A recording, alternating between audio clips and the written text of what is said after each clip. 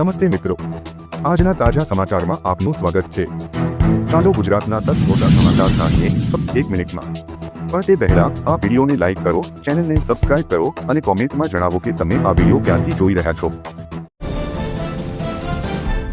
ગુજરાતભરમાં આજથી ટેકાના ભાવે ઉનાળુ મગની ખરીદી શરૂ થશે। ભારત સરકાર દ્વારા વર્ષ 2024થી 25 માટે મગપાક માટે ટેકાનો ભાવ ₹8,882 પ્રતિ ક્વિન્ટલ જાહેર કરવામાં આવ્યો હતો। વર્ષ 2024થી 25માં ગુજરાતમાં ઉનાળુ મગનું કુલ વાવેતર 56,000 હેક્ટરમાં થયું હતું। ઉનાળુ મગની ટેકાના ભાવે ખરીદી માટે રાજ્ય સરકાર દ્વારા નિયુક્ત રાજ્ય નોડલ એજન્સીઓ દ્વારા નોંધણી કરાવેલા ખેડૂતો પાસેથી 93 જેટલા ખરીદ કેન્દ્રો પરથી તારીખ 1 જૂનથી ટેકાના ભાવે ખરીદી શરૂ કરવામાં આવશે। ટેકાના ભાવે ઉનાળુ મગના વેચાણ માટે નાફેડના સમૃદ્ધિ પોર્ટલ પર રાજ્યના કુલ 23,488 ખેડૂતોએ નોંધણી કરાવી છે। નોંધણી કરાવેલા તમામ ખેડૂતોને SMS મારફતે જાણ કરવામાં આવશે। તે પ્રમાણે નિયત કરવામાં આવેલા ખરીદી કેન્દ્ર ખાતે ખેડૂતોએ પોતાની જણસી સાથે ઉપસ્થિત રહેવાનું રહેશે। ખેડૂતો પાસેથી આવતીકાલ તા 21 જૂનથી ટેકાના ભાવે ઉનાળુ મગની ખરીદી શરૂ કરવામાં આવશે। અત્રે ઉલ્લેખનીય છે કે અનિવાર્ય સંજોગોના કારણે તારીખ 14 જૂને મોકૂફ રખાયેલી ઉનાળુ મગના ટેકાના ભાવની ખરીદી આજથી શરૂ થશે। 1 જુલાઈથી પાન કાર્ડ અંગે થવા જઈ રહ્યો છે મોટો ફેરફાર। આધાર અને પાન કાર્ડ આજના સમયમાં સૌથી મહત્વપૂર્ણ દસ્તાવેજોમાંના એક છે। 1 જુલાઈથી પાન કાર્ડ અંગે મોટો ફેરફાર થવા જઈ રહ્યો છે। Central Board of Direct tax ટૂંક સમયમાં પાન કાર્ડ બનાવવા માટે આધાર કાર્ડ ફરજિયાત બનાવવાની તૈયારી કરી રહ્યું છે। જો તમે પણ પાન કાર્ડ મેળવવાનું વિચારી રહ્યા છો તો આ સમાચાર તમારા માટે છે। પાન મેળવવા માટે તમારે એક દસ્તાવેજની જરૂર પડશે। અમે જે દસ્તાવેજ વિશે વાત કરી રહ્યા છીએ તે આધાર કાર્ડ છે। હા, 1 જુલાઈથી પાન કાર્ડ માટે અરજી કરતી વખતે આધાર કાર્ડ જરૂરી બનશે।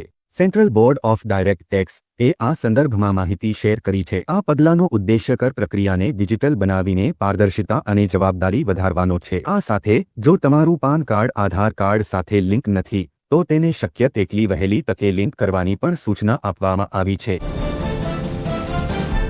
અંબાલાલ પટેલ દ્વારા આગાહી। અંબાલાલ પટેલના જણાવ્યા મુજબ આગામી 22 જૂનના રોજ સૂર્ય આદ્રા નક્ષત્રમાં પ્રવેશ કરશે। તે સાથે જ રાજ્યમાં ફરીથી વરસાદી માહોલ જામશે, જેમાં ખાસ કરીને દક્ષિણ ગુજરાતના તમામ જિલ્લાઓ ઉપરાંત મહીસાગર, વડોદરા, પંચમહાલ, અમદાવાદ, ગાંધીનગર, મહેસાણા, સાબરકાંઠા અને અરવલ્લી જિલ્લાના કેટલાક તાલુકાઓમાં ભારેથી અતિભારે વરસાદ પડી શકે છે, જ્યારે સૌરાષ્ટ્ર અને કચ્છના ભાગોમાં છૂટોછવાયો વરસાદ અને કોઈ ભાગોમાં વરસાદી ઝાપટા પડશે। જે બાદ આગામી 24થી 30 જૂન દરમિયાન બંગાળના ઉપસાગરના લીધે જે વળન આવશે તેના પરિણામે ગુજરાતમાં સાર્વત્રિક ભારે વરસાદ પડવાની શક્યતા રહેશે। ભારે વરસાદના કારણે રાજ્યની અનેક નદીઓમાં પૂર પણ આવી શકે છે। સાબરમતી અને નર્મદા જેવી નદીઓનું જળસ્તર વધી શકે છે। ખેડૂતોને સ્પ્રે પંપ લેવા 2,500ની સહાય। ગ્રામ્ય અને શહેરી વિસ્તારોમાં રહેતા આવા તમામ ખેડૂત ભાઈઓ માટે એક ખૂબ જ સારા સમાચાર સામે આવ્યા છે। સરકારે ખેતી દરમિયાન ખેતરોમાં ઉપયોગમાં લેવાતા કૃષિ સાધનો માટે સ્પ્રે પંપ ખરીદવાનું નક્કી કર્યું છે, જેમાં ખાતર યુરિયાનો છંટકાવ કરવામાં આવે છે। દ્વારા સબસિડી યોજના શરૂ કરવામાં આવી છે। સ્પ્રે પંપ પર ₹2,500ની સબસિડી આપવામાં આવી રહી છે। જો તમે નવો સ્પ્રે પંપ ખરીદવા માંગો છો તો તમને સરકાર તરફથી 50% સબસિડીનો લાભ મળશે। આ યોજનાનો લાભ કોણ લઈ શકે છે અને સ્પ્રે પંપ સબસિડી યોજના હેઠળ જરૂરી દસ્તાવેજો સાથે અરજી કરવાની।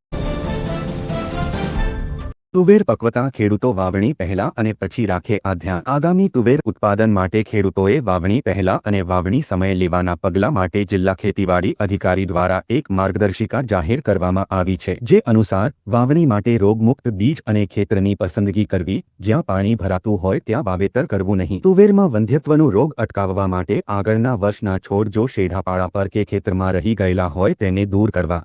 તેમાં બળધા પાક લેવો નહીં। દર 3 વર્ષે દિવેલા કે જુવાર પાક સાથે પાક ફેરબદલી કરવી। મકાઈને આંતરપાક તરીકે લેવાથી સુકારો રોગ પર નિયંત્રણ મેળવી શકાય છે। દિવેલીનો ખોળ 1,000 કિલોગ્રામ પ્રતિ હેક્ટર વાવેતર પહેલા જમીનમાં આપવો। જમીનની તૈયારી વખતે 10 ટન પ્રેસમડ અથવા ટ્રાયકોડરમાં હર્જિયાનમ ફૂગની વૃદ્ધિ કરેલ હોય તેવું છાણિયું ખાતર 2 ટન પ્રતિ હેક્ટર મુજબ ચાસમાં આપવું। મોબાઈલ ધારકોને રાહત આપતો નિર્ણય લેવાયો। કેન્દ્ર સરકારના ટેલિકોમ્યુનિકેશન્સ વિભાગે મોબાઈલ સેવાઓને પ્રીપેડમાંથી પોસ્ટપેડ કે તેનાથી વિપરીત દિશામાં પરિવર્તિત કરવા માટેના નિયમો સરળ બનાવ્યા છે અને હવે ઓટીપી આધારિત પ્રક્રિયા હાથ ધરીને સેવામાં આવું પરિવર્તન સરળતાથી કરી શકાશે। 10 જૂન 2025ના રોજ ટેલિકોમ્યુનિકેશન વિભાગ દ્વારા જારી કરવામાં આવેલા નિર્દેશ અનુસાર આવી રીતે સેવામાં પરિવર્તન કરવા માટે અગાઉ 90 દિવસનો કુલિંગ ઓફ પીરિયડ હતો, જે હવે ઘટાડીને 30 દિવસ કરવામાં આવ્યો છે।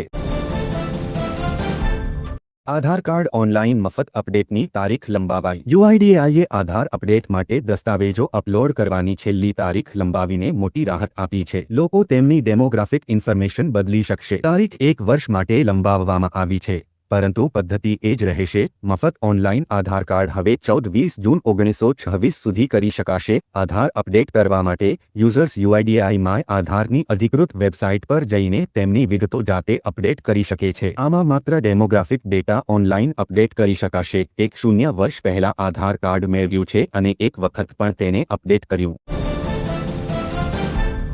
રૂપિયા 2000ના હપ્તા પહેલા મોટા સમાચાર। પ્રધાનમંત્રી કિસાન સમ્માન નિધિ યોજનાનો 20મો હપ્તો ટૂંક સમયમાં જારી થવાનો છે। હજુ સુધી સરકાર દ્વારા આ સંદર્ભે કોઈ સત્તાવાર જાહેરાત નથી કરવામાં આવી, પરંતુ એવું મનાય છે કે જૂનના અંતિમ સપ્તાહ કે પછી જુલાઈના પહેલા અઠવાડિયામાં કિસાન યોજનાની રકમ ખેડૂતોના ખાતામાં આવી શકે છે। એવામાં જે ખેડૂતોએ પોતાનું આધાર ઈ-કેવાયસી નહીં કરાવ્યું હોય તેમનો હપ્તો અટકી શકે છે। જો તમે પણ પીએમ કિસાન યોજનાના લાભાર્થી હો અને હજુ સુધી ઈ-કેવાયસી ના કરાવ્યું હોય તો હજુ પણ તમારી પાસે તક છે, નહીંતર તમારા પૈસા પણ અટકી શકે છે। જો તમારા કિસાન સમ્માન નિધિના પૈસા અટકી જાય તો જાબારણ શું કરવું તેના વિશે તમને વિગતવાર જણાવીએ। જીસીએસ પર ઓનલાઈન પ્રવેશ પ્રક્રિયા શરૂ થશે। પાટણ હેમચંદ્રાચાર્ય યુનિવર્સિટી સંલગ્ન કોલેજોમાં અનુસ્નાતક અભ્યાસક્રમમાં એડમિશન માટે જીસીએસ પર ઓનલાઈન પ્રવેશ પ્રક્રિયા શરૂ થશે। પાટણ યુનિવર્સિટી સંલગ્ન કોલેજોમાં 18 જૂનથી પીજી પ્રવેશ ફોર્મ ભરી શકાશે। વિદ્યાર્થીઓને કોલેજ પસંદગી માટેની ચોઇસ ફિલિંગની સુવિધા ઉપલબ્ધ ન હતી। અન્ય યુનિવર્સિટીઓમાં પ્રવેશ પ્રક્રિયા શરૂ થઈ ગઈ હોવાથી વિદ્યાર્થીઓ મૂંઝવણમાં હતા। નવા નિયમ, license, Aadhaar, RC. Union Road Transport Secretary ઉમાશંકરે જાહેરાત કરી છે કે ડ્રાઇવિંગ લાયસન્સ અને આરસી બુકમાં એડ્રેસ આધાર કાર્ડ મુજબ જ હોવું જરૂરી છે। ડ્રાઇવિંગ લાયસન્સ ધારકોએ પોતાનું નામ, સરનામું તથા મોબાઈલ નંબર અને અન્ય વિગતો આધાર કાર્ડ મુજબ કરાવવાની રહેશે। એવો નિયમ લાવવા સરકાર વિચારી રહી છે। સરકારનું કહેવું એમ છે કે હાલમાં સરકાર પાસે રૂપિયા 12,000 કરોડના ઈ-ચલણ એવા પડ્યા છે, જેના નાણાં વાહનધારકોએ ભર્યા નથી। આથી ગુનેગારોને કાબૂમાં રાખવા અને જે કસૂરવાર વાહનધારકો નિર્ભયતાથી ફરે છે તેવા લોકોને પકડવા માટે આ નિર્ણય લેવામાં આવ્યો છે। હવે રોબોટ ખેતરોમાં કામ કરશે। એઆઈ અને રોબોટિક્સ વિશે ઘણી વાતો થઈ રહી છે। એઆઈ મોટા પાયે ક્રાંતિ લાવશે। આનો નમૂનો સોશિયલ મીડિયા પર દેખાવા લાગ્યો છે। સોશિયલ મીડિયા પર વાયરલ થઈ રહેલા વિડીયોમાં એક રોબોટ ખેતરોમાં મજૂરોની જગ્યાએ પાક લીંડો જોવા મળે છે। આ વિડિયો ફાર્મિંગ ડેટાબેઝ નામના ઇન્સ્ટાગ્રામ એકાઉન્ટ પરથી શેર કરવામાં આવ્યો છે। તેને અત્યાર સુધીમાં લાખો વખત જોવામાં આવી છે। આ કેટલાક યુઝર્સે તેને ભવિષ્ય માટે ખતરો ગણાવ્યો।